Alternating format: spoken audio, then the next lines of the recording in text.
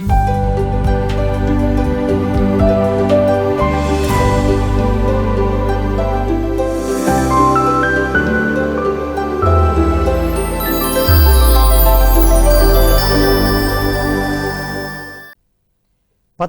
ప్రతిరూపం పిఎంసి ప్రతిక్షణం సత్యదర్శనం. ఈనాటి సత్యదర్శనం కార్యక్రమానికి స్వాగతం, సుస్వాగతం.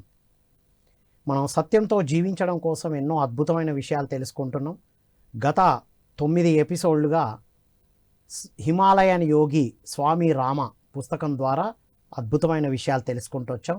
నేటి సత్యదర్శనంలో 10వ ఎపిసోడ్ హిమాలయన్ యోగి స్వామి రామ గురించి మరిన్ని అద్భుతమైన విషయాలు తెలుసుకుందాం. ఈ జ్ఞానం అందించడానికి మనతో పాటు ఉన్నారు సీనియర్ పిరమిడ్ మాస్టర్. 2 పిరమిడ్ ధ్యాన కేంద్రాలను నిర్మించి ధ్యాన ఆశ్రమాల్లాగా తయారు చేసి ధ్యాన కార్యక్రమాలే కాకుండా ఎన్నో ఇంటర్నేషనల్ సంస్థల ద్వారా వారి సేవా కార్యక్రమాలు అందిస్తూ ఎన్నో ఆధ్యాత్మిక విషయాలు, ఎంతోమంది గురువుల యొక్క అద్భుతమైన విషయాలు పిఎంసి ద్వారా అందిస్తున్నారు. వారే లక్ష్మీనారాయణ గారు. వారితో మాట్లాడి అద్భుతమైన విషయాలు తెలుసుకుందాం. నమస్కారం సార్. నమస్కారం. So welcome to episode 10 sir. Okay, మన ప్రేక్షకులందరికీ కూడా శుభాభినందనలు. ఎస్ సార్, 10వ ఎపిసోడ్. 9 ఎపిసోడ్లుగా స్వామి రామ గురించి తెలుసుకున్నాం. సో స్వామి రామ వారు చక్రవర్తి గణితం వారి ద్వారా ఏం నేర్చుకున్నారు సార్? ఆయన చిన్నప్పుడు స్వామి రామ గణితం అంటే ఆయనకి అంత ఇంట్రెస్ట్ ఉండేది కాదు. అయితే దానివల్ల ఏంటంటే గురువుగారు అన్ని విషయాలు కూడా తెలుసుకోవాలి అని ఈ చక్రవర్తి గణితం, ఆయన పేరు చక్రవర్తి, కానీ ఆయన ఒక పెద్ద పుస్తకం అప్పట్లో రాశాడనమాట, చక్రవర్తి గణితం అని. అందుకని ఆయన చక్రవర్తి గణిత స్వామి అంటారు. అయితే ఆ పుస్తకాలు రాసిన తర్వాత ఒక నడి వయసులో అతనికి జీవితం మీద వైరాగ్యం కలిగి ఒక సన్యాసిగా మారి హిమాలయాల్లో ఉంటుంటాడు. ఉంటే అప్పుడు ఆ గురువుగారి మన ఏవైతే ఈ గురువుగారు ఉన్నారో బెంగాలీ బాబా, ఆయన దగ్గర కూడా శిష్యరికం చేస్తాడు ఇది చక్రవర్తి గారు. సో అందుకని ఆయన దగ్గర పోయి గణితం తత్వశాస్త్రానికి కలిగి సంబంధాన్ని ఏంటి తెలుసుకొని రమ్మని పంపిస్తాడు. అయితే ఈయన చక్రవర్తి గణిత స్వామి దగ్గరికి వెళ్తే ఆయన ఏమంటాడంటే, ఫస్ట్ సాధన ఎప్పుడైతే మీరు మనస్సుని అంటే ఎప్పుడైతే మనం త్రాటకతోటి ధ్యానం చేస్తామో అప్పుడు మీ యొక్క సాధనతోటి మన శక్తిని పెంచుకోవచ్చు. తర్వాత జీవితం అనేది ఒక సున్నా లాంటిది. ఇప్పుడు ఒక సున్నాకి ఏమవుతుందంటే పక్కన ముందు ఒకటి పెడితే దానికి విలువ వస్తుంది, దాని వెనక ఒకటి పెడితే విలువ రాదు. అలాగే మిగతా సంఖ్యలన్నీ కూడా ఈ ఒకటి యొక్క గుణిజాలు మాత్రమే, అంటే మల్టిప్లైడ్ బై 1 అయితేనే వస్తాయి కదా. అలాంటప్పుడు జీవితంలో కూడా ఎన్నో రూపాలు నామాలు ఎన్నో ప్రపంచంలో ఉంటాయి, కానీ అందులో ఒకటి బ్రహ్మ, ఒకటే సత్యము, అది మిగతా అన్ని వాటి యొక్క నామరూపాలే అని అట్లా సాంఖ్యశాస్త్రాన్ని తత్వశాస్త్రానికి గణిత శాస్త్రానికి కలిసేది చెప్తారనమాట. జీవితం అంటే ఏంటి? ఒక 2 బిందువుల మధ్య ఉన్న గీతని మీరు ఆ 2 బిందువులు ఏంటంటే ఒకటి జననం, ఇంకోటి మరణం. ఏదైతే బాహ్యంగా నడిచేది ఒక గీత అనుకుంటే అసలు అంతర్ముఖంగా నడిచేదాన్ని అనంత గీత అంటారు, దానికి అంతు లేదు. అది తెలుసుకోవడమే ఒక జ్ఞాని ధ్యాని యొక్క కర్తవ్యం అని చెప్తాడు. తర్వాత ఇంకా ఒకటి ఏంటంటే జీవితంని ఒక వృత్తంగా మనం పోల్చుతాడనమాట. వృత్తం అంటే ఏంటి? ఒక బిందువు నుంచి మళ్ళీ సర్క్యులర్గా మోషన్ తోటి మళ్ళీ కలుస్తుంది. అలాగే జీవితంలో ఒక ప్రయాణంలో ఒక జననం నుంచి మరణం వరకు ఒక వృత్తంలాగా తిరుగుతూ ఉంటాడు. అయితే ఎలా తిరుగుతుందంటే అసలు ఆ వృత్తం అనేది ప్రతి ఒక్క గీత కానీ సంఖ్య కానీ ఏదైనా కూడా మనం కొలవలేని ఒక బిందువు నుంచి సృష్టించబడ్డది. అలాగే ఇంత అనంతమైన విశ్వం కూడా శూన్యం నుంచి ఉద్భవించింది. ఆ శూన్యాన్ని మనం కొలవలేము, తన చూడలేము, కానీ ఆ శూన్యం నుంచే మొత్తం ప్రపంచం అంతా జగత్ మొత్తం ఉద్భవించింది. అట్లాగే ఎలాగైతే ఒక బిందువుని మనం చూడలేము, కానీ ఆ బిందువుల కలయికలతోటి వృత్తం తయారవుతుంది, త్రిభుజం తయారవుతుంది, తర్వాత ఈ అంకెలు తయారవుతాయి. తర్వాత ఇంకా ఒకసారి ఏం చేస్తాడంటే బాహ్యాలకు తీసుకెళ్తాడు. పోతూ అదే నది ఒడ్డున ఇసుకలో ఆపి ఒక త్రిభుజానికి ఇస్తాడు. సమభుజ త్రిభుజానికి ఇస్తూ ఇది జీవితం అంటే దీంట్లో 3 భుజాలకి ముఖ్యంగా 3టికి ఇంపార్టెంట్ ఇవ్వాలి. ఒక భుజం శరీరం, రెండోది బాహ్య ప్రపంచం, మూడోది అంతర్గత ప్రపంచం. అంటే ఎంత బాగా చెప్తాడంటే గణిత శాస్త్రంలో ఆధ్యాత్మిక శాస్త్రం ఆధ్యాత్మిక చెప్పారు. శాస్త్రాన్ని చెప్తాడు. కాబట్టి నువ్వు మూడింటికి ఇంపార్టెంట్, శరీరానికి ఆరోగ్యాన్ని కాపాడుకోవాలి, తర్వాత బాహ్య ప్రపంచం నుంచి కూడా సొసైటీలో ఉండాలి, కానీ అంతర్గత ప్రపంచాన్ని అస్సలు మరవద్దు, అంతర్ముఖ ప్రయాణం చేస్తూ ఉండాలి. అంతర్ముఖ ప్రయాణం ధ్యానం వల్లను చేయాలి, ఆ తర్వాత జ్ఞానం వస్తుంది అని చాలా వివరంగా చెప్తారంట. అయితే ఈ చక్రవర్తి గణితం చాలా, అంతకుముందు ఆయనకి గణితం అంటే దాన్ని ఒక అంటే విరక్తి, తర్వాత దాన్ని పట్టుకోవద్దు, అదొక పెద్ద ప్రాబ్లమేటిక్ అనుకున్నాడు. ఎప్పుడైతే ఈ గణిత శాస్త్రానికి, తత్వశాస్త్రానికి, సాంఖ్యశాస్త్రానికి ఇది సంబంధం తెలుసుకున్న తర్వాత ఆయన తన గ్రంథాలన్నీ, చదివిన గ్రంథాలన్నీ ఈ సాంఖ్యశాస్త్రంతో, ఫిలాసఫీతోటి కనెక్ట్ చేయడం వల్ల మొత్తం అంటే లోతైన అర్థాలు తెలుసుకోగలిగాడు. అంటే ఇప్పుడు ఉపనిషత్తులు కానీ, లేకుంటే భగవద్గీత కానీ, లేకుంటే వీటిలో కూడా లోతైన అంటే దాన్ని ఎప్పుడైతే మనము గణితానికి దానికి జోడిస్తామో సరి అయిన అర్థం తెలుసుకోగలుగుతామని స్వామి రామ అంటాడు. అప్పటి నుంచి అతనికి గణితం మీద కూడా చాలా ఆసక్తి. అంటే తత్వశాస్త్రానికి శాస్త్రాన్ని బోధించడం జరిగింది కలిపి. అంటే మొత్తం స్వామి రామాయణాన్ని సైంటిఫిక్గానే ఉంటాయి సార్ అన్ని? సైంటిఫిక్గా. ఇప్పుడు ఆయన ఏమంటాడంటే ఇప్పుడు మనస్సు ఉన్నది, ఇప్పుడు మనస్సు అనేది ఇప్పుడు కొంతమంది ఏంటంటే మనస్సుకు సంకల్ప శక్తి ఉంది అన్నారు. ఆ సంకల్ప శక్తి ఎప్పుడైతే మనస్సుని కేంద్రీకరించి ఆ సంకల్ప శక్తిని ఉద్భవిస్తారో ఆ సంకల్ప శక్తితోటి మనం ఏదైనా చేయొచ్చు, వేరే వాళ్ళ రోగాలు కూడా నయం చేయొచ్చు అని అంటాడు. అది సైంటిఫిక్గా అతను ప్రూవ్ చేస్తాడు కదా. తన సంకల్ప శక్తితోటి గుండె కొట్టుకోవడం ఆఫ్ చేస్తాడు, రక్త ప్రసారాన్ని ఆఫ్ చేస్తాడు, శ్వాస తీసుకోవడం ఆఫ్ చేస్తాడు. అంత సైంటిఫిక్ అందరి ముందు చేస్తాడు, టెస్ట్ చేసి మరి చూపిస్తాడు. నీళ్ళలో కూడా జల దిగ్బంధనంలో కూడా ఉండి అన్ని యాక్టివిటీస్ చేయడం కూడా జరిగింది. కరెక్ట్, ఇప్పుడు ఐడియా వచ్చింది. ఇంతకుముందు అంటే అంత అంటే ఇది సైంటిఫిక్. అంటే ఇది ఆయన ఏమిటంటే యాక్చువల్గా ఫిలాసఫీ అన్నది మన ఇండియన్ ఫిలాసఫీ మెయిన్గా భారతీయ సనాతన కానీ, సంప్రదాయం కానీ, లేకుంటే శాస్త్రాలు కానీ లోతైన సైన్స్ తోటే ఉద్భవించాయి అన్నమాట. ఇప్పుడు అందుకని మనమే సున్నా కనుక్కోవడం కానీ, సూర్యుడు కనుక్కోవడం, భూమి గుండ్రంగా ఉందని తెలుసుకోవడం కానీ, అవన్నీ మొట్టమొదటి వైద్య పుస్తకం కానీ, మొట్టమొదటి సర్జరీ పుస్తకం కానీ అవన్నీ భారతదేశంలోనే వచ్చాయి. Yeah, wonderful. సో మొత్తం మీద గణితం అనే దాన్ని ఇంట్రెస్ట్ లేని వ్యక్తి తత్వశాస్త్రంతో కలిపి చెప్పిన చక్రవర్తి గణిత స్వామి ద్వారా తెలుసుకున్నాడు. వండర్ఫుల్. సో ఈ అఘోరా బాబాను కలవడం జరిగింది. ఆయన ఒకసారి ఇప్పుడు ఆ బద్రీనాథ్కి దగ్గరలో ఒక శ్రీనగర్ అని చిన్న పల్లెటూరు ఉంటుంది అనమాట. చిన్న పల్లెటూరు ఉంటే ఆ పల్లెటూరు పక్కన ఒక 5 మైళ్ళ దూరంలో ఒక పెద్ద శక్తి ఆలయం ఉంటుంది. ఆ శక్తి పీఠానికి పక్కనే 2 మైళ్ళ దూరంలో ఒక గంగానది ఒడ్డునే ఒక అఘోర బాబా, అంటే 75 సంవత్సరాల వయసు ఉంటుంది, 5 ఫీట్ల 6 అంగుళాలు ఉంటుంది, చాలా ఆజాన్ బాహుడు, నార వస్త్రాలే ధరిస్తాడు, జడలు బాగా గడ్డం పెంచుకొని ఉంటాడు.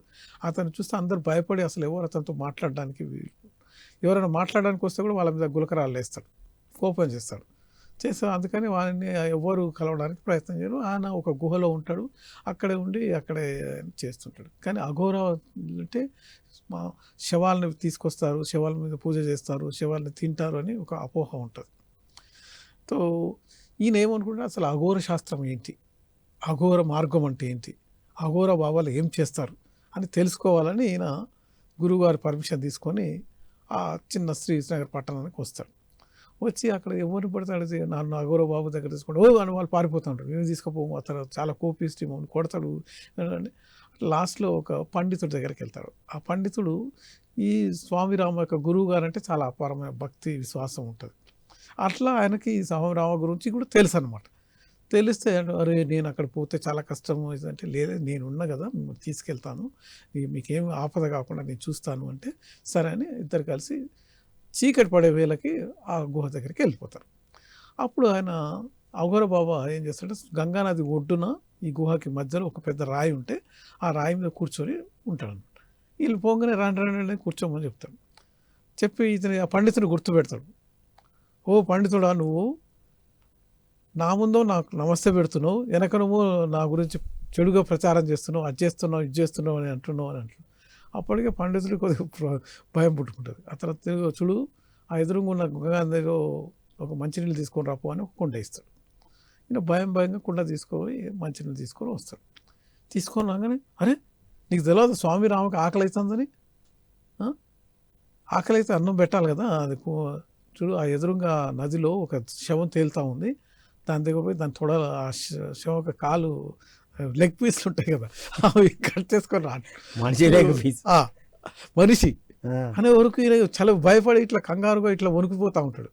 వణికిపోతూ ఉంటే అప్పుడు అంటాడు, ఏం పండితుడా, నువ్వు ఆ శవాన్ని తీసుకొచ్చి ఆ ముక్కలు కోసి నాకు వండడానికి ఇస్తావా, లేదంటే నీ తొడలే కట్ చేసేసి నేను వంట స్టార్ట్ చేయాలంటాడు. స్వామి రామకెళ్ళి చూస్తే స్వామి రామ ఏం చెప్పలేడు. సరే పో అంటాడు, సైగా చేస్తాడు. చేస్తే ఇక పోతాడు, కత్తి ఇస్తాడు అనమాట, కసాయి కత్తి ఇస్తాడు. ఆ కత్తి తీసుకొని మెల్లగా ఆ శవాన్ని బయట ఒడ్డుకి తీసుకొచ్చి కోస్తూ ఉంటాడు. కానీ భయపడుతూ కోసే వరకు ఆయనకున్న ఏళ్ళు కూడా కట్ అయిపోతాయి. ఆ రక్తంతో అట్లా మాంసం తీసుకొని వస్తాడు. రాగానే ఆ కుండ పక్కన ఒక కుండ ఉంది, ఆ కుండలో వేసేయమని చెప్పి, అరే నీకు ఇట్లా ఉందని అఘోర బాబు వచ్చి ఆయన చేతులతోటి పండితుని చేయి ఇట్లా తగులుతాడు. అంతే, తగలగానే రక్తం అంతా ఆగిపోతే మొత్తం అయిపోతుంది. అప్పుడు ఈ స్వామి రామకి చాలా ఆశ్చర్యం అవుతుంది. అప్పుడు మెల్లగా ఏమంటే, సరే నేను ఇంకో కుండ లోపల నుంచి తీసుకొని గుహలోకి పోతా ఉంటే వీళ్ళిద్దరు మాట్లాడుకుంటారు. మరి ఏంటి నువ్వు నన్ను ఎక్కడికి తీసుకొచ్చినావు, నేను నా వంశభ్రష్టం అయిపోతుంది, నేను ఇప్పుడు ఇంటికి పోయి ఆత్మహత్య చేసుకోవాల్సిందే, మాంసం తినిపిస్తానంటుండే, అది మనుషులు నరమాంసం అని అంటుంది. ఈ లోపు అతను ఇంకో తీసుకొని వచ్చింది. అక్కడ చిన్న చిన్న కట్టె పుల్లలు ఉంటాయి, వాటి మీద మంట చేసేసి ఆ మంట మీద పెట్టమని చెప్తాను.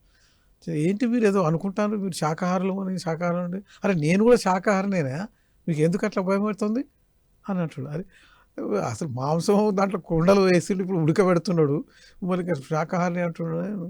సరే ఏమైతే ఒక 15-20 నిమిషాలు ఉడికిన తర్వాత ఏం చేస్తాడంటే, ఆ పక్కన ఉన్న పెద్ద పెద్ద ఆకులు తీసుకొని వస్తాడు.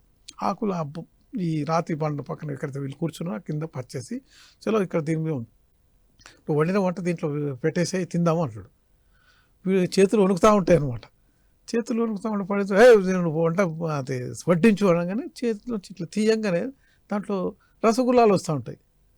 ఎందుకు ఈ స్వామి రామ ఈ పండితునితోటి ఈ అఘోర బాబా గుహకు పోయేటప్పుడు వీళ్ళిద్దరు అనుకుంటారు అనమాట, అరే నాకు చాలా రసగుల్లాలు అంటే చాలా ఇంట్రెస్ట్, నాకు చాలా తినాలనిపిస్తుంది అని స్వామి రామ ఈ పండితుడితో అంటాడు. పండితుడు నాకు కూడా స్వీట్స్ చాలా ఇష్టం అని వీళ్ళు అట్లా ఒట్టుగా మామూలుగా మజాగా అనుకున్నారని అనుకుంటారు. అంటే అది అంటే అఘోర బాబాకి ఎట్లా తెలిసింది, మళ్ళీ ఆ మాంసం ముక్కల్లోంచి ఎలా వచ్చినాయి. సరే వీళ్ళు కొన్ని తింటారు, తిన్న తర్వాత ఇంకొన్ని మిగిలిపోతే ఏమంటారు, ఇప్పుడు మీకు నమ్మకం లేదు కదా, ఈ కుండ తీసుకొని బాబు నువ్వు వెళ్ళిపోయి మీ ఊర్లో ఉన్న మీ ఇతర గ్రామస్తులు కూడా తినిపి అని చెప్తారు. సో ఆ పండితుడు చాలా భయపడుతూనే ఆ కుండ తీసుకొని సాయంత్రం చీకట్లోనే వెళ్ళిపోతాడు అనమాట. అన్నప్పుడు స్వామిరామ అక్కడే ఉండిపోతాడు. ఎందుకంటే స్వామిరామ అసలు ఈ అఘోర మార్గం ఏంటి, అఘోర శాస్త్రం అంటే ఏంటి, అఘోరాలు ఏం చేస్తారని తెలుసు. అప్పుడు ఇక రాత్రి అంతా అఘోర శాస్త్రం గురించి అఘోర బాబా చెప్తూ ఉంటాడు. ఫస్ట్ ఏమంటాడంటే, ఈయనకి ఎందుకు బాబా మీరు శవాన్ని కోసి మాంసం తీసుకొని తింటున్నారు, అది మంచి పద్ధతి కాదు కదా అంటే, అప్పుడు అంటాడు, చూడు స్వామి రామ, అసలు శవం అని ఎందుకు అంటున్నావు, అది ఎప్పుడైతే మనిషి చనిపోయాడో అది ఇక ఉపయోగించని పదార్థం, ఆ పదార్థాన్ని నేను ఉపయోగించే పదార్థంగా మారుస్తున్నా. ఒక పదార్థాన్ని శక్తిని పదార్థంగా, పదార్థాన్ని ఇంకో పదార్థంగా మార్చే సైంటిస్టుడు నేను. నువ్వు మామూలుగా తేలికేసుకోవద్దు. కానీ కాబట్టి ఇవాళ రేపు ఉన్న సైంటిస్టులు దీన్ని అర్థం చేసుకోలేకపోతున్నారు. వాళ్ళకి ఈ విద్య తెలవదు, ఈ విద్య మనం అంతరించిపోతుంది. అంటే మరి విద్య నేర్చుకోవాలంటే చాలా భయపడతారు కదా, మరి అలాంటప్పుడు ఎలా అంటే అప్పుడు అంటాడు, చూడు నీకు విద్య కావాలంటే నీకు బోధిస్తాను, కానీ ఈ విద్య యొక్క మెయిన్ ఉపయోగం ఏంటంటే, ఒకటి ఏంటంటే ఈ విద్యతోటి ఎవరికైనా క్రానిక్ అంటే బాగా దీర్ఘకాలిక వ్యాధులు ఉంటే వాటిని తక్కువ చేయగలుగుతాను నేను. తర్వాత ఇంకొకటి ఏం చేస్తానంటే, పదార్థాన్ని శక్తిని పదార్థంగా మార్చే శక్తి దీంట్లో ఉంది. ఈ అఘోరాలు మేము చేసే సాధనలో అది మాకు తెలుస్తుంది. కాబట్టి ఇది అంతరించిపోకుండా ఉండడానికి మేము మా శిష్యులకి ఇది చెప్తూ ఉంటాము అంటాడు. రాత్రి అంతా ఇది చెప్తూనే ఉంటాడు. ఈ అఘోర శాస్త్రం ఎక్కడి నుంచి వచ్చింది అంటే, అఘోర శాస్త్రం అధర్వ వేదంలో ఉంది. అధర్వ వేదంలో అఘోర శాస్త్రం గురించి వివరణ ఉంటుంది అన్నమాట. అక్కడి నుంచి నేర్చుకున్నామని చెప్తాం. తర్వాత మేము ప్రజలు అనుకుంటారు మేము ఏదో హాని చేస్తాం, అది చేస్తాం. మేము ప్రజలకు ఎప్పుడు హాని చేయం, కానీ ప్రజలు వచ్చి మా జీవన విధానాన్ని అసహించుకుంటారని వాళ్ళు వచ్చినప్పుడు ఏదో గులకరాలు ఇసిరేస్తా నేను, కానీ వాళ్ళని కావాలని షూట్ చేస్తూ చేయను. అలా వేస్తే వాళ్ళు భయపడి వెళ్ళిపోతారని. నేను ఇప్పుడు 13 సంవత్సరాల నుంచి ఇక్కడే ఉంటున్నాను. ఎప్పుడు కూడా నేను ఎవరిని బాధ పెట్టలేదు. తర్వాత ఎవరు కూడా నన్ను వచ్చి నన్ను ఏమి అడగలేదు. కానీ ఎవరికైనా రోగాలు ఉంటే మాత్రం నేను తప్పనిసరిగా నయం చేస్తాను అని ఇట్లా మాట్లాడుతుంటాను. అయితే అప్పుడు అఘోర శాస్త్రి స్వామి రామ అంటాడు, మీరు చెప్పిందని నేను ఏకీభవిస్తున్నాను, కానీ ఇప్పుడున్న సమాజంలో అఘోర బాబాలంటే చాలా భయం ఉన్నది ప్రజలకి తర్వాత అని ఈయన అంటాడు. అలా తెల్లారిన తర్వాత మళ్ళీ ఏమవుతుందంటే, చూడు స్వామి రామ నీకు ఆకలి అవుతుంది ఇగో అని వీళ్ళు ఎక్కడైతే అక్కడ కూర్చొని ఉంటారో అక్కడున్న ఒక రాతి ముక్కలు ఉంటాయి, అవి ఇవి తీసుకో అని ఇచ్చేస్తాడు. ఆ చేతిలో పడిపోగానే అంత మొత్తం పంచదార పటిక బెల్లం తయారైపోతుంది. సరే ఆ పటిక బెల్లం తీసుకొని ఉండగానే ఇప్పుడు ఇంకా నీకు ఆకలిగా ఉంది కానీ కింద ఇసుక తీసేసి ఇసుక ఆ చేతిలో పోయంగానే జీడిపప్పు బాదం పప్పు అయిపోతుంది. ఇది తినేసేపో అంటాడు. తిన్న తర్వాత మళ్ళీ అఘోర శాస్త్రం గురించి ఇంకా వివరంగా చెప్తూ ఉంటాడు. ఇట్లా మేము ఏ కుంభమేళాలో పోతాం, తర్వాత ఇక్కడ మాకు శక్తులతోటి ఎక్కడికైనా ప్రయాణం చేసి ఎవరి మనసులో ఏముందో తెలుసుకోవచ్చు, ఇవన్నీ చెప్తాడు. చెప్పిన తర్వాత ఇక మధ్యాహ్నం నేను వెళ్ళిపోతా అంటే, అరే నువ్వు భోజనం చేయకుండా వెళ్ళిపోతావు అంటున్నావు, భోజనం చేసేయి, అందులో ఆ కుండలో ఏముందో తీసుకొని చూసుకో అంటాడు. మళ్ళీ ఆ కుండలోంచి చేయి పెట్టి తీసుకొని తినే వరకు ఈయన ఇంకో రకమైన స్వీటు ఏదైతే ఇంట్రెస్ట్ ఉందో రసగుల్లా కాకుండా ఆ స్వీటు మొత్తం వస్తూ ఉంటుంది.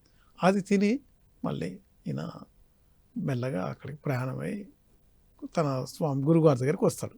వచ్చిన తర్వాత అఘోర మార్గం గురించి ఆలోచిస్తాడు, కానీ ఇది నేను పాటించాలంటే నాకు సరిపోయేటట్టు లేదు అని ఇక తర్వాత మళ్ళీ అఘోర బాబాలను కలవాలన్నమాట.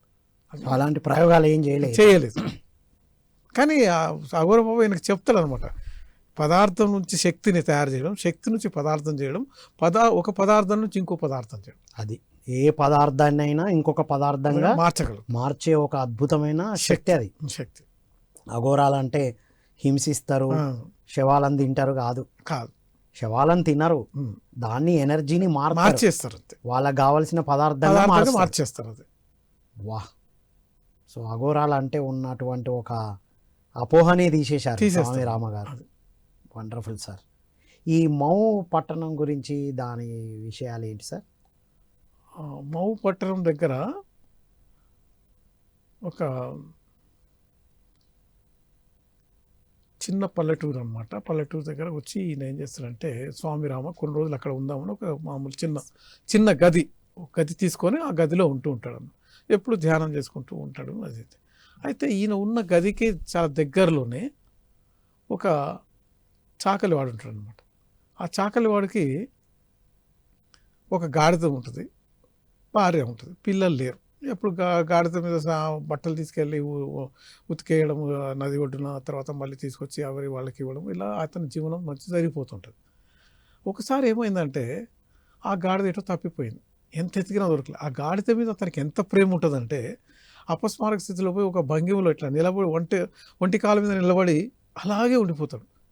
అలాగే ఉండిపోతే మిగతా వాళ్ళందరూ ఈరోజు సమాధిలోకి పోయాడని ప్రచారం చేసేసి ఒక ఇద్దరు ఏం చేస్తారంటే, మేము ఈ స్వామి గారి శిష్యులము, స్వామి గారి సమాధి ఇవ్వండి, మీరు డబ్బులు ఇవ్వండి, పూలు ఇవ్వండి, పండ్లు ఇవ్వండి అంటే అందరూ ఊర్లో ఉన్న వాళ్ళందరూ వచ్చి పూలు పండ్లు డబ్బులు ఇస్తూ ఉంటే ఆ డబ్బులు వీళ్ళ చేతిలో వేసుకుంటూ ఉంటారు.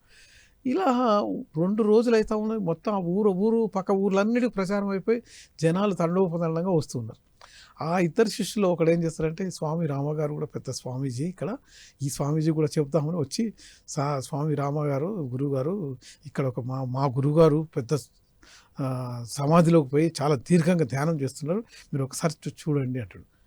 అరే నాకు తెలియని ధ్యానం చేసి సమాధిలో ఎవరున్నారబ్బా అని ఈయన ఏం చేస్తారంటే తన గుడిసె దగ్గర నుంచి వచ్చి చూస్తే వరకు జనాలందరూ వచ్చి అక్కడ ఆయన చుట్టూ తిరుగుతూ, కొంతమంది పూలు పెడతారు, పండ్లు పెడుతుండ్రు, కొంతమంది ఓ భగవంతుడా మా గురువు గారిని స్పృహలో తెప్పించేసేయండి, మాలోకి రానియండి, హరే రామ హరే కృష్ణ హరే రామ హరే రామ హరే కృష్ణ హరే రామ అని భజనలు చేసుకుంటూ ఉన్నారు.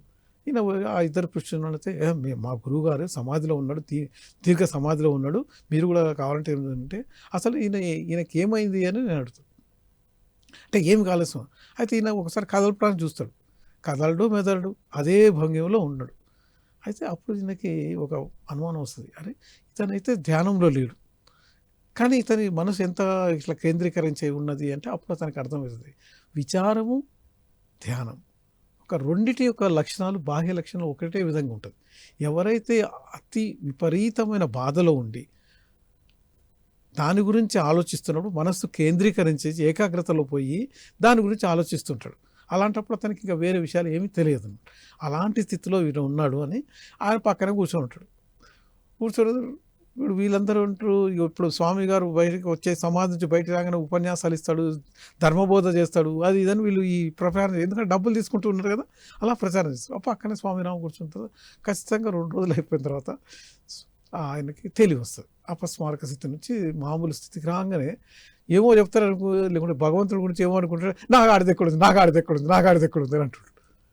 అనేవరకు ఇక అక్కడ ఉన్న ప్రజలందరూ ఒకటేసారి పరేషాన్ అయిపోతారు. అరే ఈయన స్వామీజీ కాదు, ఈయన మామూలు చాకలు వాడే అని ఇక వాళ్ళు వెళ్ళిపోతారు. అప్పుడు చెప్తాడు శిష్యుడు, మీరు ఇట్లా మోసం చేయొద్దు, ఇక ప్రజలని మీరు ఇలా మోసం చేసి మీరు డబ్బులు సంపాదించుకోవడం అనేది కాదు. అందులో అతన్ని శిష్యులు కూడా మీరు కాదు, కానీ దీన్ని ఎట్లా కానీ వాళ్ళిద్దరిని కోపం చేసి వెళ్ళగొట్టిన తర్వాత అప్పుడు స్వామి రామ అంటాడు, ఏంది ఎందుకు నువ్వు ఇలా వెళ్ళిపోయినావు అంటే, నాకు ఆ గాడిద మీద చాలా ప్రేమ ఉంది, నేను ఆ గాడిద పోయే వరకు నాకు అసలు ఏం చేయాలో కూడా అర్థం కాలేదు, అందుకని నేను ఈ అపస్మారక స్థితిలో అంటే అప్పుడు ఈయన తన యొక్క జ్ఞానంతో ఈ గాడిద ఫలానా అడవిలో ఎక్కడో ఉంది అని చెప్తాడు. ఆ తర్వాత అతని గాడిద దొరుకుతుంది. అట్లా ఆయన్ని ఇక తర్వాత గాడిద స్వామి అని పిలుస్తుంటారు. ఆయన పేరు గాడిద స్వామి అని వచ్చిందా? అంటే ఎవరు ఏ ఎక్స్పీరియన్స్తో ఉంటే దానికి ఒక పేరు ఇచ్చారు. అట్లా చక్రవర్తి గణిత స్వామి అని, గాడిద స్వామి అని. ఓ, ఈ గోపీనాథ్ వారి స్నేహితులతో వెళ్ళి కలిసిన సంఘటన ఏంటి సార్? అది చూడండి, ఇప్పుడు గోపీనాథ్ గారు ఒక మంచి భక్తుడు అనమాట. అయితే ఆయన అక్కడ ఒక బ్యాంకులో ట్రెజరర్గా, క్యాషియర్గా పనిచేస్తుంటాడు. అయితే ఆయనకి ఎప్పుడు పాటలు పాడాలంటే చాలా ఇష్టం, భగవంతుడి పాటలు. ఒకసారి ఏం చేస్తాడు, స్వామి రామ గారు అక్కడ కాన్పూర్ దగ్గర గంగానదికి అవతల ఒడ్డులో ఉంటే, సరే స్వామి రామ గారు చాలా పెద్ద గురువు గారు, మనం అక్కడ పోయి మన పాటలు వినిపిద్దామని ఒక 4 స్నేహితులు తీసుకొని పోయి అక్కడికి వచ్చి మధ్యాహ్నం వస్తారు. వచ్చి స్వామి రామకి పాటలు వినిపిస్తే ఆయన కూడా తన్మయంతో, అందరూ 5 ఈయన 6 కలిసి తన్మయత్వంతో ఆ భక్తులు పాటలు పాడుతుంటారు. అది ఒక 4ంటికి వస్తే 5 అయింది, 6 అయింది, 7 అయింది, 8 9 అయింది. 9ంటికి సడన్గా ఒకటేసారి ఈయనకి గోపీనాథ్కి తెలివి వస్తుంది అనమాట. తెలుసు, అరే ఎంత ఘోరం జరిగింది, నా మేనకోడలు పెళ్ళి 7ంటికి ఉంది, ఆమె నగలన్నీ మొత్తం నేను గిన్నెపట్టలు వేసి తాళం చేసి నా దగ్గర ఉంచుకున్నా, అయ్యో ఏంటి స్వామి రామ నాకు చెప్పొద్దా, మీరు నన్ను ఇట్లా అన్యాయం చేసిండ్రు, అది ఇది అని అంటాడు. అంటే స్వామి రామ అంటాడు, నేను అన్యాయం చేయడం ఏంటి, నాకు నువ్వైతే ఏం చెప్పలేదు ఇక్కడ, నువ్వు ఎప్పుడు కానీ, అందుకని నువ్వు దీని గురించి కలత పట్టాల్సిన, నువ్వు భగవద్గానంలో ఉన్నావు కాబట్టి భగవంతుడే నువ్వు చూసుకుంటాడు, నువ్వు ఎందుకు అంత బాధపడతాడు, నేను లేదు అని చెప్పేసి నేను ఇప్పుడే వెళ్ళిపోతా అని గుర్రపడి మాట్లాడుకొని ఆ 5 కలిసి పరిగెత్తుకుంటూ వెళ్ళిపోతారు. గుర్రపడి వెళ్ళిపోయిన తర్వాత పెళ్లి దగ్గరికి పోయే వరకు ఎవరు ఏం పట్టించుకోవట్లేదు. అరే ఏంటో ఒక్కడన్నా నన్ను తీర్చలేదు, ఈ నగలు ఇవ్వలేదు, పెళ్ళేమో అయిపోయినట్టు కనబడుతుంది అంటే, అప్పుడు అడిగితే ఏంటి నువ్వు అటు ఇటు చూస్తున్నావు, నువ్వు ఇందాకనే వచ్చి పెళ్ళికి 10 నిమిషాల ముందు నగలు ఇచ్చేసావు కదా, ఇచ్చేసి పెళ్లి దగ్గర ఉండి వెళ్ళిపోయినావు కదా, మళ్ళీ వచ్చినావు అని అంటే, వీళ్ళు 4 అంటాడు, ఏంటి మీరు మూర్ఖులా, స్వామి రామ దగ్గర మేము 5 అక్కడ గంగానదికి అవతల ఒడ్లో ఉన్నాం, ఇక్కడికి ఎట్లా వచ్చినాము, ఇక్కడ ఈ నగలు ఎట్లా ఇచ్చిండు అంటే, అరే ఆ గోపీనాథ్ ఇదే డ్రెస్లో ఉన్నాడు, ఇట్లే ఉండి వచ్చి మాకు ఇచ్చిపోయినాడు. అప్పుడు భార్య అంటది, అదే మీకు పిచ్చి పెట్టిందా, మీరే కదండి 10 నిమిషాల ముందు, పెళ్ళికి 10 నిమిషాల ముందు ఖచ్చితంగా మొత్తం నగలన్నీ తీసి ఇచ్చిండ్రు, అమ్మాయికి తొలగిచ్చిండ్రు, తర్వాత పెళ్ళయిన తర్వాత ఇప్పుడు భోజనాలు చేస్తున్నారు, మీరు ఆ తర్వాత మీరు ఎక్కడ పోయారు నేను గమనించలేదు, మళ్ళీ మీరు ఇప్పుడు వచ్చినట్టు. నేను మొత్తం ఒకటే షాక్ అయిపోయి, అసలు ఏం జరిగింది, ఆ గోపీనాథ్ ఎవరు, ఆ 2వ గోపీనాథ్ ఎవరు అని ఆ మాట మాట్లాడు. తెల్లారి ఆఫీస్కి పోతాడు. ఆఫీస్కి పోయి ఆఫీస్ పని చేయకుండా ఆఫీసర్ని, తోటి ఉద్యోగులందరినీ, నేను ఒక మొదటి గోపీనాథ్ని, 2వ గోపీనాథ్ అంటే ఎవరో మా మేనకోడలు పెళ్ళికి వచ్చి నగలు ఇచ్చేసి మళ్ళీ వెళ్ళిపోయాడు, అతను ఎవరో మీకు తెలుసా అంటే, వీళ్ళెవరు మాకు తెలియదు మేమెవరు చూడలేదు అంటారు. ఇక ప్రతిరోజు అదే పాట పాడుతుంటాడు. అదే పాట పాడి ఉద్యోగం సరిగ్గా చేయగలిగిపోయే వరకు ఉద్యోగం నుంచి తీసేస్తారు, రాజీనామా చేస్తారు. 3 సంవత్సరాలు అయితే 2-3 సార్లు స్వామి రామ దగ్గరకు వస్తుంది. భార్య వచ్చి మీరేం చేశారు, ఇప్పుడు అంటే స్వామి రామ అంటే నేనేం చేయలేదమ్మా, ఇప్పుడు భగవంతుడు ప్రార్థన చేస్తూ ఉన్నాడు కాబట్టి ఆ భగవంతుడే ఏదో చేసుకుంటాడు, దాని గురించి మీరు పట్టించుకోవాలంటే ఇప్పుడు ఎప్పుడు అదే ధ్యాసలో ఉంటూ ఉన్నాడు అంటే మీరు నచ్చ చెప్పండి అని చెప్తాడు. ఇతనికి కూడా డౌట్ వస్తుంది, స్వామి రామ అసలు నేనైతే ఏం చేయలేదు కదా, మరి ఎలా అని. అప్పుడు పోయి ఆయన స్వామి రామ గురువుగారిని అడుగుతాడు, ఇదేంటి ఇలా ఎందుకు జరిగింది ఇలా అంటే, స్వామి రామన్న అప్పుడు బెంగాలీ బాబు అంటాడు, ఇది నాకు ముందే తెలుసు, నీ దగ్గరకు వచ్చిన వాళ్ళు భక్తులని నాకు తెలుసు. సో అందుకని మన సాంప్రదాయం ఒక మనిషిని స్వామి గోపిరాజు రూపంలో పోయి ఆ నగలు తీసుకొని ఆ పెళ్ళి ఆగిపోకుండా చూశాడు, దాని నుంచి నువ్వేం ఆలోచించకు అని చెప్తాడు. అప్పుడు అతనికి స్వామి రామకి అనిపిస్తుంటే, ఎవరైతే స్వాములు గురువులు అయితే సాధువులు ఉన్నారో వాళ్ళు హిమాలయాల్లో ఉండి ఎక్కడికైనా పోయి ఎవరినైనా కలిసి ఏదైనా చేయగలరు అనే ఒక ప్రత్యక్ష అనుభవాన్ని ఆయన చూస్తాడు. రైట్, అక్కడే ఉంటూ ఆ సాధనలోనే ఉండి. Wonderful sir. సో అలా తను ఎన్నో అద్భుతమైన మిరాకిల్స్ని చూశారు, అవే మనకు పుస్తకంలో రాశారు. మరి స్వామి రామ గారు కూడా కొంతమందికి క్యూర్ చేసినట్టు స్టేషన్ మాస్టర్ వాళ్ళ అబ్బాయి, దాని గురించి చెప్పండి. అయితే ఫస్ట్ స్వామి రామ గారికి గురువులు, తర్వాత స్వాములు, తర్వాత సిద్ధులు, ఋషులు నయం చేస్తారా, అసలు వాళ్ళకి ఆ శక్తి ఉందా అని ఒక సందేహం ఉండేదన్నమాట. అయితే ఆయన ఆ సందేహం నివృత్తి కోసం ఎప్పుడైతే గురువుగారికి అది తెలుస్తుందో, ఒకసారి ఆయన స్వామి రామ 12-15 సంవత్సరాల వయసులో ఉన్నప్పుడు ఒకసారి కాలినడకలో కొంత దూరం పోతూ ఉంటారనమాట. పోయిన తర్వాత ఒక రైల్వే స్టేషన్ వస్తుంది, ఇటావా స్టేషన్ ఒకటి వస్తుంది అనమాట. ఆ స్టేషన్ దగ్గరికి వచ్చేస్తుంది. వచ్చిన తర్వాత ఆ స్టేషన్లో పోతారు. స్వామి రామకి బాగా ఆకలి అవుతూ ఉంటుంది. ఆకలి అవుతూ ఉంటే స్వామి రామ ఆకలి అవుతుండే గ్రహించి స్టేషన్ మాస్టర్ నడుతుంది. స్టేషన్ మాస్టర్ గారు, మా వాడికి బాగా ఆకలి అవుతుంది, మీ ఇంటికి పోయి కొద్దిగా ఏదన్నా భోజనం తీసుకురాని మా ఇద్దరికి అంటాడు. సరే స్వామి అని ఆయన గురువుగారికి చెప్పి వీళ్ళ స్టేషన్ మాస్టర్ రూమ్లో కూర్చోబెట్టి ఆయన వాళ్ళ ఇంటికి వెళ్తాడు. ఇంటికి వెళ్ళంగానే ఇంట్లో భార్య ఒకటేసారి కోపం చేస్తూ, ఏం నీకు బుద్ధి ఉందా అసలు, మన కొడుకుకి మసూచిక వ్యాధితోటి బాధపడుతూ ఇవాళ రేపు చచ్చేటట్లున్నాడు, నీకు స్వామీజీలకు భోజనం కావాలా, నువ్వు ఇక్కడి నుంచి వెళ్ళిపోతావు లేదా అని బాగా గొడవ చేస్తే ఈయన మొహం దించుకొని ఇక చిన్నపుచ్చుకొని ఏం చేయాలా, గురువుగారికి ఏం చెప్పాలా అని మెల్లగా మళ్ళీ స్టేషన్కి వాపసు వస్తారు. స్టేషన్కి వాపసు వచ్చి, గురువుగారు మా భార్య చాలా కోపం చేస్తుంది, అసలు ఆ స్వాములకి నయం చేసే శక్తి ఉంటే వచ్చి నా కొడుక్కి చావు బతుకులను వాళ్ళు నయం చేయాలి, కానీ ఏదో వాళ్ళకి భోజనం కావాలని అడుగుతున్నారంట, అదేంటి అని అట్లా కోపం చేసుకుంటుంది మా భార్య. అట్లా దాన్ని చిరునవ్వు నవ్వుతాడు గురువుగారు. సరే మంచిదిలే కానీ స్వామి రామ గురువుగారు ఇద్దరు కలిసి వెళ్ళారు. ఇద్దరు కలిసి స్వామి రామ గురువుగారు వెళ్తే సరే రాండి, ముగ్గురు కలిసి ఇంటికి వెళ్తారు. ఇంటికి వెళ్ళే వరకు స్వామి రామకి ఎంత భయపడతారంటే, ఆ అబ్బాయికి ముఖం నిండా కురుపులు ఉన్నాయి, శరీరం అంతా కురుపులు ఉన్నాయి, కురుపుల నుంచి చీము గారుతుంది. చూస్తే చాలా భయపడతాడు అన్నమాట. భయపడితే ఈయన మాత్రం గురువుగారు ఏమంటాడు, ఏం లేదు, ఒక గ్లాస్ మంచినీళ్ళు ఇవ్వమని చెప్తాడు. గ్లాస్ మంచినీళ్ళు తీసుకొని ఆయన మంచం చుట్టూ తిరుగుతూ ఉంటాడు, మంత్రాలు చదువుకొని 3 చుట్లు తిరిగిన తర్వాత ఆ స్వామి రామ గురువుగారు, బెంగాలీ బాబు గారు ఆ నీళ్ళు తాగుతుంటాడు.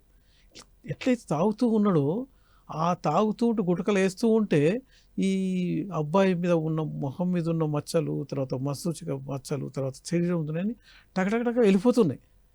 వెళ్ళిపోయి నాకు నీళ్ళు తాగి పక్కన పెట్టే వరకు, అరే ఇట్లా వెళ్ళిపోయినా ఏం చూసే వరకు ఈ గురువుగారి మొహం మీద శరీరం మీద మొత్తం వచ్చి ఆ కురుపులు వచ్చేసాయి అనమాట.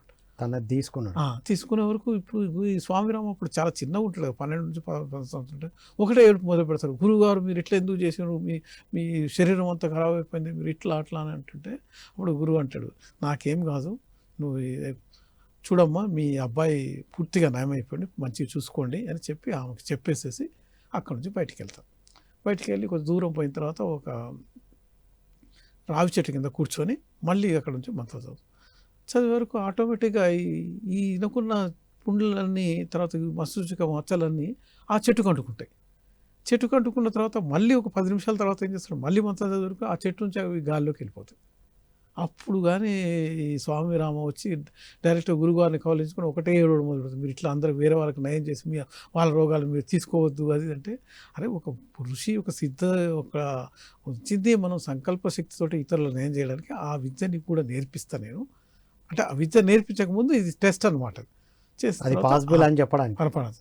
తర్వాత ఆయనకి నేర్పిస్తారు కానీ ఒక షరతు చెప్తాడు, నువ్వు ఎప్పుడు కూడా నేను ఇతరుల రోగాన్ని నయం చేస్తాను అని అనుకోవద్దు. ఎప్పుడైతే నువ్వు అట్లా అనుకుంటావో అప్పుడు నువ్వు నయం చేసే శక్తిని కోల్పోతావు. నీ యొక్క సంకల్ప శక్తితోటి, నీ సాధనతోటి నువ్వు చేయగలుగుతావు. కానీ నువ్వు నేనే చేస్తున్నానని ఎప్పుడైతే నీకు అహంతో ఉంటావో అప్పుడు అది పనిచేయదు. అంటే నిస్వార్థంగా చేయాలి. సో అయితే తర్వాత కొన్ని రోజులకి ఏమవుతుందంటే స్వామి రామ చూడు పొద్దున్న లేవగా చెప్తాడు, ఇక్కడ ఒక డాక్టర్ మిత్రా గారు అని ఉన్నాడు కాన్పూర్లో. ఆయన ఒక పెద్ద డాక్టరే కానీ ఆయనకి ఇప్పుడు బ్రెయిన్ హ్యామరేజ్ అయింది. బ్రెయిన్ హ్యామరేజ్ కుడి ముక్కులోంచి బాగా రక్తం కారుతుంది, అసలు ఆగట్లేదు. ఎంతోమంది ఆయన బామ్మడిది కూడా ఒక పెద్ద డాక్టరే, ఆయన కూడా ఏం చేయలేకపోతున్నాడు. ఎందుకంటే ఒక మెదడు ఆపరేషన్ చేయాలంటే తగిన వస్తువులు లేవు, అక్కడ పరికరాలు లేవు. కానీ నువ్వు అక్కడికి పోయి ఆయన నయం చేసి వస్తాడు. నేను అక్కడ పోయి నువ్వు ఏం చేయట్లేదు. నువ్వు అక్కడికి పోయిన తర్వాత నేను చెప్పినట్లు ఆయన కుడి బుగ్గ మీద ఒక చెప్పదబ్బ సున్నితంగా వేసిరా, నువ్వు ఎంతకంటే ఏం చెప్పొద్దు నువ్వు. కానీ నువ్వు మాత్రం అనుకోవద్దు నేనే నయం చేస్తున్నావని. అంటే సరే, అసలైతే స్వామిరామ పెద్ద కష్టం అనమాట. ఇప్పుడు కాన్పూర్ పోవాలంటే ఎంత దూరం పోవాలి? ఇక్కడ నుంచి హృషికేశ్ పోయి అక్కడ నుంచి హరిద్వార్ బస్సులో పోయి హరిద్వార్ నుంచి ట్రైన్లో కాన్పూర్ పోవాలా? నేను పోవాలా? మరి గురువుగారు ఆజ్ఞ. సరే నేను వెళ్ళిపో అని చెప్తాడు. వెళ్ళిపోగానే లేచి బయట కొద్దిగా 5-6 మైళ్ళు నడిస్తే బస్ స్టాప్ వస్తుంది. బస్ స్టాప్ దగ్గర నిలబడతాడు. అయితే అక్కడ ఏంటంటే చాలామంది స్వాములు ఉంటారు కాబట్టి ఏ బస్సు డ్రైవర్ అయినా కూడా ఒక స్వామీజీని చూస్తే అక్కడ ఆపేస్తాడు అన్నట్టు. ఆపేసి స్వామీజీ ఎక్కడ కావాలంటే అక్కడ దింపేస్తాడు. అట్లా ఈయన డబ్బులేం అడగడు. స్వామి రామ హరిద్వార్లో అంటే హృషికేశ్ నుంచి హరిద్వార్ పోయే బస్ అని హరిద్వార్ రైల్వే స్టేషన్ దగ్గర దింపేసి ఆ బస్ డ్రైవర్ వెళ్ళిపోతాడు. అరే స్వామి గురువుగారు నాకేం డబ్బులు లేదు టికెట్ కొనడానికి, నా దగ్గర డబ్బులు కూడా లేవు, ఏం చేయాలని ఇట్లా చూసే వరకు చేతిలో వాచ్ కనబడుతుంది. సరే ఈ వాచ్ అమ్మి టికెట్ కొనుక్కుందామని వీళ్ళని అడుగుతుంటే ఒక పెద్ద మనిషి కనబడతాడు. ఓ పెద్ద మనిషి గారు, మీరు నాకు నేను కాన్పూర్ అర్జెంట్కి వెళ్ళాలి, మా గురువుగారు చెప్పారు, మీరు ఈ వాచ్ తీసుకొని నాకు డబ్బులు ఇస్తారా అంటే అప్పుడు స్వామిరామ చూసి, అరే స్వామిరామ మా పెద్ద కొడుకు కూడా మాతో రావాల్సి వచ్చింది రా, కానీ ఆ రోజు ఏదో పని ఉండి అతను ఇంట్లోనే ఉండిపోయిండు, ఆ టికెట్ తీసుకొని మీరు మాతో రావచ్చు, నువ్వు అసలు గడియారని నమ్మాల్సిన అవసరం లేదు, నాతో రా అని ఆ టికెట్ వాళ్ళ కొడుకు టికెట్ ఈయనకి ఇచ్చేస్తాడు. సరే అని వాళ్ళతోటి ట్రైన్ ఎక్కగానే అక్కడ ఒక ఆవిడ కనబడుతుంది. ఆవిడ ఏంటంటే ఈ డాక్టర్ మిత్రా గారి బంధువురాలు. తర్వాత ఆమె గురువు స్వామిరామ తెలుసు అనమాట. తెలుసు, అమ్మ నువ్వు ఎక్కడికి పోతున్నావు, నేను కూడా మిత్రా గారి దగ్గరికి వెళ్తున్నాం బాబు, నువ్వు కూడా రాను అని చెప్పి రాత్రి కాగానే భోజనం పులిహార ఇస్తుంది. తర్వాత మాట్లాడుతుంటుంది. తర్వాత రాత్రి పడుకుంటుంది. తెల్లారంగానే కాన్పూర్ స్టేషన్ వస్తుంది. కాన్పూర్ స్టేషన్ నుంచి బయటకు వచ్చి ఎక్కడికి పోవాలా, మిత్రా గారి అడ్రస్ తెలుసు కానీ ఎలా పోవాలని బయటకు వచ్చి అటు తిరుగుతుంటే ఒక తెలిసిన వ్యక్తి కనబడి, ఓ స్వామిరామ రా, నేను మా ఫ్రెండ్ ఒకడు వస్తాడు, ఢిల్లీ నుంచి వస్తాడని అనుకున్నాను, వాడి కోసం నేను కారు తీసుకొని వచ్చా, కానీ ఇక్కడ తీరా వస్తే ఇప్పుడు నాకు తెలిసింది ఏంటంటే ఆయనకి ట్రైన్ మిస్ అయిపోయిందని, సో అందుకని నువ్వు రా, మన ఇంటికి వెళ్ళిపోదాం అంటాడు. నేను మిత్రా గారి ఇంటికి వెళ్ళాలి, నువ్వు వీరైతే నన్ను అక్కడ దింపు అని చెప్తాడు. అంటే సరే నేను కారులో తీసుకుపోయి డాక్టర్ మిత్రా గారి ఇంటికి దింపేస్తాను. మిత్రా గారి ఇంటికి లోపలికి పోయి చూడంగానే డాక్టర్ మిత్రా గారు మంచం మీద పడుకొని ఉంటాడు. 3 డాక్టర్లు ఆయన తిరుగుతూ పరీక్షలు చేస్తూ ఉన్నారు. చేస్తుంటే లోపలికి దిగంగానే స్వామి మిత్రా గారి భార్య ఉంటుంది. భార్య నుంచి, అరే స్వామి రామ గారు, గురువుగారు మీరు రండి, మీరు గురుగారు పంపించారు, నాకు తెలుసు, మీరు తప్పకుండా మా భర్త రోగాన్ని నయం చేయాలి అంటారు.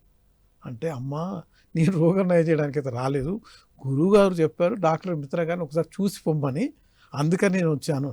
ఈ డాక్టర్లు 3 కూడా, మేమేమి నయం చేయలేకపోతున్నాం అండి, మీరు వచ్చారు కదా, వచ్చినందుకు మాకు కొద్దిగా ఊరట కలిగింది అంటే ఈ స్వామిరామ నయం చేస్తారని వాళ్ళు ఎప్పుడు ఊహించట్లే కదా. స్వామిరామ గారు ఏం చేస్తారంటే పోయి ఆయన మంచం దగ్గర చూస్తాడు, మంచం దగ్గర కూర్చుంటాడు.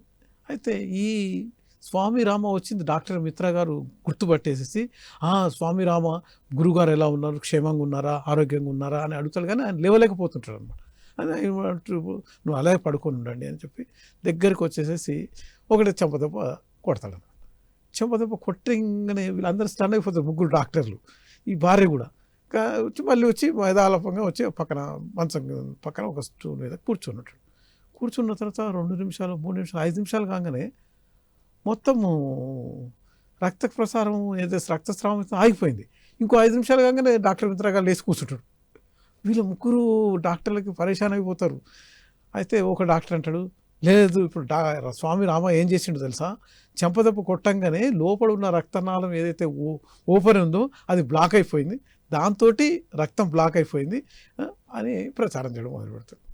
ఈయన మాత్రం ఏం మాట్లాడు. ఎప్పుడైతే ఈ విషయం, ఎందుకంటే ఈ డాక్టర్ మిత్ర గారి శ్రేయోభిలాసులు చాలామంది వచ్చి పోతూ ఉంటారు.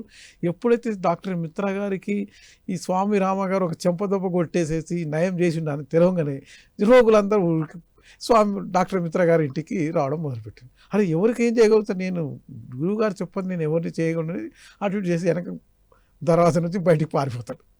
స్వామిరామ పారిపోయి మళ్ళీ అక్కడ ఎవరి దగ్గర ఉండి మళ్ళీ కాన్పూర్ స్టేషన్ నుంచి హరిద్వార్ వచ్చి హరిద్వార్ నుంచి మళ్ళీ గురుగారి దగ్గరకు వస్తాడు. వచ్చి స్వామి రామ మనసులో ఏదో కొద్దిగా అహం ఉంటుంది అనమాట. రాగానే గురుగారు నేను ఇప్పుడు ఎవరినైనా నోకు న్యాయం చేసేయగలుగుతా,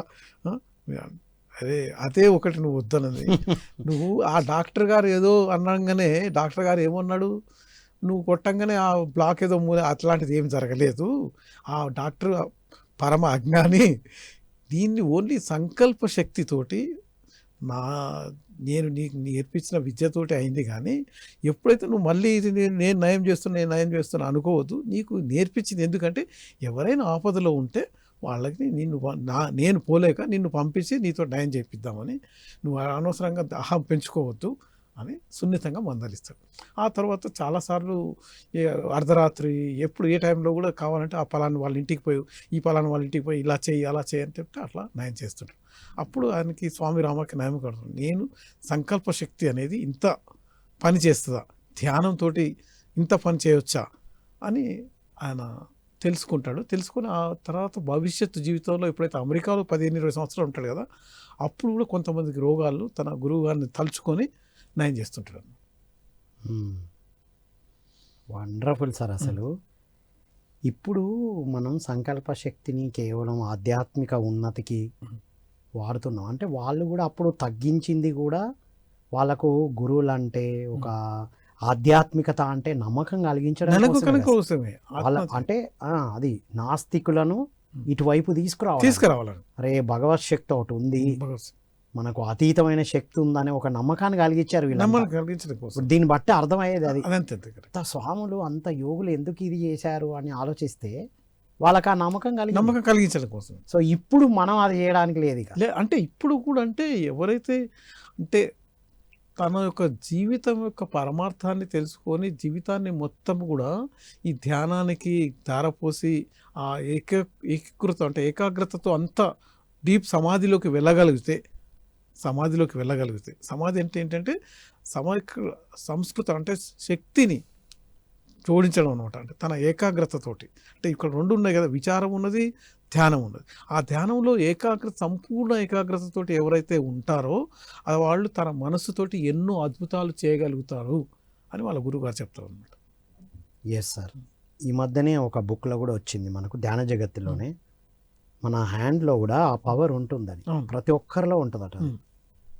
మనం జస్ట్ అట్లా టచ్ చేస్తే అది జరుగుతుందని కూడా చూసింది. అంటే ఆ మ్యాగ్నెటిక్ ఫీల్డ్, ఆ మ్యాగ్నెటిక్ పవర్ ఉంటుంది. అంటే నేను ఇక్కడ ఒక్కటే నేను చేస్తున్నాను అనేది లేకుండా ఉండాలి. సమయ సందర్భాలు ఇప్పుడు స్వామి రామ ద్వారా వాళ్ళ గురువు గారు చేపించారు. అది అంటే ఆ టైంలో ఎవరికి ఏం కావాలో అది చేపించబడుతుంది అనేది ఇప్పుడు మీరు చెప్తే అర్థమైంది సార్. సో ఫైనల్గా ఇది చెప్పండి సార్, 1945లో ఆస్ట్రేలియన్ వైద్యుల గురించి జరిగిన సంఘటన ఒకటి చెప్పేసి మనం. ఆస్ట్రేలియన్ వైద్యులు ఏంటంటే అతనికి విపరీతమైన తలనొప్పి ఉంటుంది అనమాట. ఆ తలనొప్పి తగ్గించుకోవడం కోసం స్వామి రామ గారు పెద్ద ఋషిని ఆయన కలవడానికి ఆస్ట్రేలియా నుంచి వస్తే ఈయన ఏమనుకుంటాడంటే, స్వామి రామ ఏమనుకుంటాడంటే, అప్పుడే అక్కడ ఉన్న చిన్న చిన్న పల్లెటూళ్ళలో ప్రాథమిక వైద్యాలు పెడుతున్నాం, ఈ డాక్టర్ గారితో వైద్యం చేయించవచ్చు అని ఈయన అనుకుంటాడు. అక్కడికి వచ్చిన తర్వాత సరే నేను వైద్యం చేస్తాను కానీ నాకు ముందు నా తలనొప్పి దీర్ఘకాలికం ఉంది, ఆ తలనొప్పి నేను భరించలేకపోతున్నాను, అది ఏం చేయాలంటే అక్కడే పక్కన ఈ రోజు పాలు పోసే ఒక వృద్ధురాలు ఉంటుంది అనమాట. ఆమె ఉంటుంది, స్వామి రామ నువ్వు నాకు పర్మిషన్ ఇస్తే నేను ఇతనికి చిటికలో మొత్తం ఈయన రోగం నయం చేసేస్తాను. సరే అమ్మ నువ్వు ట్రై చేయండి. ఆమె అడవిలోకి పోయి ఒక మూలిక తీసుకొస్తుంది. ఆ మూలికతోటి ఏంటంటే ఆ మూలికని మండే మూలిక అనమాట. 2 చెకుముకి రాళ్ళు తీసుకొస్తుంది. తీసుకొచ్చి ఏం చేస్తుందంటే ఆ చెకుముకి రాళ్ళు తీసుకొని దాంతో నీటితో నిప్పు తయారు చేసి ఈ మూలికని మంట పెడుతుంది. మూలిక మండుతూ ఉంటే ఏం చేస్తుందంటే ఆ పక్కన ఒక కొక్కె ఉంటుంది. ఆ కొక్కెని తీసుకొని దాన్ని బాగా వేడి చేస్తుంది. చేసి ఈ మూలికని తీసుకొని ఒక చెంప మీద పెట్టేసేసి ఆ తర్వాత ఆ కడ్డీ తీసుకొని కాల్స్తుంది. ఒకటి దీన్ని ఊహించాడు అనమాట. ఎందుకంటే ఈ డాక్టర్ని మంచం మీద పడుకోమని చెప్తుంది అనమాట. పడుకునే వరకు ఒకటిసారి దిగ్గున లేస్తాడు. లేచి ఓ అని మొత్తుకుంటా ఉంటాడు. ఈలోపు ఆమె ఏం చేస్తుంది, స్వామి రామకి చెప్పేసి వెళ్ళిపోతుంది. అయితే సడన్గా ఒక 5 నిమిషాలు 10 నిమిషాలు కాగానే ఆయనకు ఎన్నో సంవత్సరాల నుంచి ఉండే తలనొప్పి పూర్తిగా నయమైపోతుంది. నయమైపోయారు. కానీ ఆ వృద్ధురాలు ఎక్కడుంది, నాకు ఆ టెక్నిక్ నేర్చుకోవాలంటే ఆమె చెప్పదు. నేను నేర్చుకోవాల్సిందే అంటే, సరే నువ్వు కానీ అక్కడ కొంత దూరంలో ఒక భైరవ దత్త అని ఒక మూలికా వైద్యుడు ఉన్నాడు, అక్కడికి పోని అక్కడికి పంపిస్తాడు. అక్కడికి పోయి 6 నెలల నుండి ఆ వైద్యం మొత్తం నేర్చుకొని మళ్ళీ వచ్చి స్వామిరాముని కలిసి నేను నేర్చుకున్నా, ఇప్పుడు నాకు దీన్ని దాంట్లో దీన్ని శుచివేద అంటారు, కానీ ఇది చైనీస్ వాళ్ళు అకుపంచర్ అంటారు. ఈ విద్యను నేను నేర్చుకున్నా, ఇప్పుడు ఎవరికైనా నేను నయం చేయగలుగుతాను. సరే పంచితే నువ్వు చేసుకో ఇక్కడ అని చెప్తాడన్నమాట. ఇది కాకుండా మనకి ఇంకొకటి మన చిన్న ఉదాహరణ ఏంటంటే, బద్రీనాథ్ పోయేటప్పుడు ఒక 40 మంది వ్యాపారులు పోయి 40 మంది శ్రీ జయపూరియా గారని పెద్ద వాణిజ్యవేత్త ఉంటాడు, ఆయన ఆధ్వర్యంలో పోతుంటే వాళ్ళు ఏమనుకుంటారు అంటే స్వామి రామ తోటి ప్రవచనాలు వింటూ ఉందామని స్వామి రామాన్ని కూడా తీసుకెళ్తారు. ఒక 2-3 వైద్యులను కూడా తీసుకెళ్తారు. అక్కడ బద్రీనాథ్ పోయిన తర్వాత ఆ బద్రీనాథ్ దగ్గర ఒక పెద్ద గుడి దగ్గర ఉన్న భవంతిలో ఒక రూమ్ ఈయనకి ఇస్తారు స్వామి రామకి. ఆ రూమ్లో రాత్రి అంతా ధ్యానం చేసుకుంటూ పొద్దున ఆ గుడికి పోయి మధ్యాహ్నం నిద్రపోతుంటాడు అనమాట. ఇది ఆయన అలవాటు. ఒకరోజు అకస్మాత్తుగా ఈ జయపూర్య గారు వచ్చి తలుపు కొడతా ఉంటారు అర్ధరాత్రి 2ంటికి. ఈయన లేచే ఉంటాడు కానీ లేవడు, తలుపు తీయకుంటే ఏంటి ఏమైందంటే నా తమ్ముడు గుండెపోటు వచ్చింది, మన దగ్గర ఉన్న డాక్టర్లు ఏం చేయలేకపోతున్నారు, ఆ గుండెపోటు సౌఖ్యించండి స్వామి రామ గారు, మీరు ఏదైనా చేయగలుగుతారంటే స్వామి రామ నువ్వు నా ధ్యానభంగం చేస్తున్నావు, అసలు మాలాంటి స్వాములు ఈ బద్రీనాథ్ పుణ్యక్షేత్రంలో చావాలంటేనే చావనీయట్లేదు భగవంతుడు, నీ తమ్ముడు ఎప్పుడు చావడుపో, మరణించడు కాక మరణించడు, నువ్వు వెళ్ళిపో అంటాడు. తలుపు తీయకుండా ఆయన కోపంగా జయపూర్ వెళ్ళిపోయి ఇదేంటి నయం చేస్తారంటే ఏం చూడలేదు ఏం చేయలేదు అనుకుంటాడు. తెల్లారు లేసే వరకు ఆయనకు గుండె నొప్పి తగ్గిపోతుంది. గుండె నొప్పి తగ్గిపోయిన తర్వాత ఈ స్వామి రామ బయటకు వచ్చి చూసి ఎలా ఉన్నావు అని అడిగితే నాకేం రోగం లేదు అని జయపూర్య తమ్ముడు అంటాడు. అప్పుడు జయపూర్య గారికి చాలా నమ్మకం కలుగుతుంది.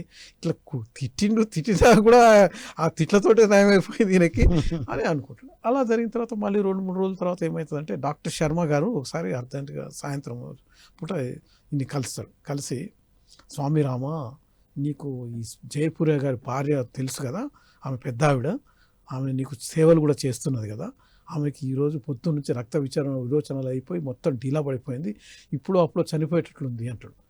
ఈ స్వామి రామకి ఆమె అంటే చాలా గౌరవం ఉంటుంది, ఎందుకంటే ఈమెకి భోజనం పెట్టడం తర్వాత ఏమైనా కావాలంటే సదుపాయం చేయడం చేస్తూ ఉండేది అన్నమాట.